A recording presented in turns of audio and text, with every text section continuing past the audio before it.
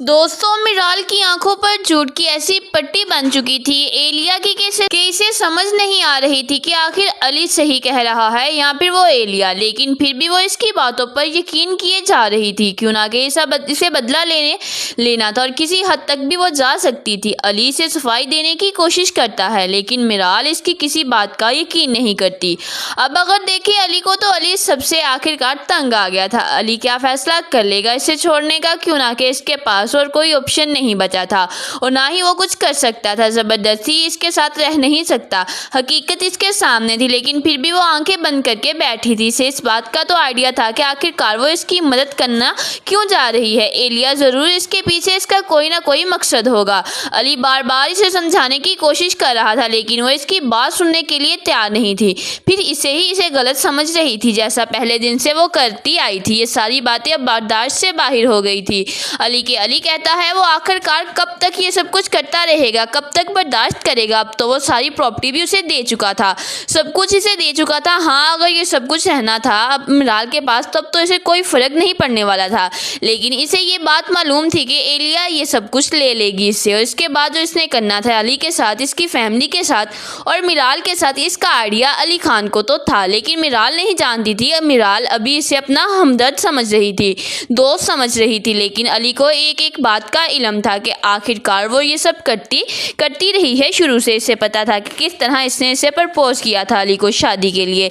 लेकिन अली ने जब मना कर दिया तो इसके बाद उस दिन से इसने दुश्मनी पाल ली है अली के साथ। तब से वो हर मोड़ पर इसे तकलीफ देने की, इसे हराने की कोशिश करती आ रही है, अली का सामना करती आ रही है। अब ये सारी बातें वो इसे बता देता है, सब कुछ क्लियर बता देगा। लेकिन अगर देखें मिराल को, तो फिर भी इसकी बातों का यकीन करने के लिए तैयार नहीं है। ना तो दादी की बात मान रही है और ना ही इसकी। हालांकि दादी भी इसे क्लियर बता चुकी हैं, सब कुछ बता चुकी हैं जो कुछ तुम्हारी माँ के साथ हुआ। हाँ, मुझसे गलती ये हुई थी कि मैंने उस वक्त उसका साथ नहीं दिया, लेकिन कभी मैं सुकून से नहीं रही। भाई, तुम्हारी माँ के जाने के बाद कभी मुझे ये एहसास नहीं हुआ कि मैंने बिल्कुल ठीक किया। हमेशा से मैं इसी बात का पछतावा होता रहा जब मैंने अतिया के साथ गलत किया, और इसके जाने के बाद मैंने कभी खुद को माफ़ नहीं किया।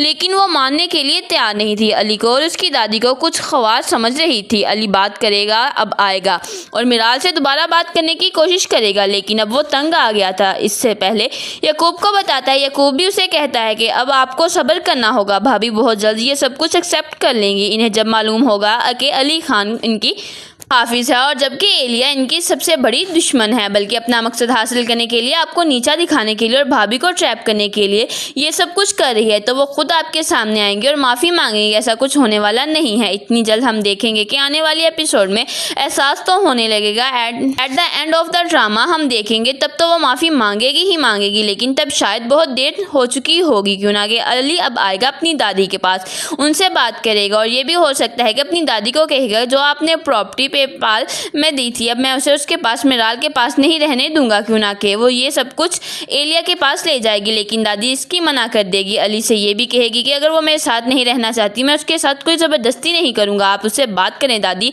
पहले तैयार नहीं होगी, लेकिन फिर आखिरकार में भी हो सकता है वो बात कर से समझाने की कोशिश करें। उसे ये भी बताएं कि अली तुमसे अलहदगी इख्तियार करना चाह रहा है। अली ने डिवोर्स की बात की है। जब मिराल डिवोर्स का सुनती है तो वो हैरान होती है और कहती है कि अली इतनी जल्दी मुझे छोड़ दे।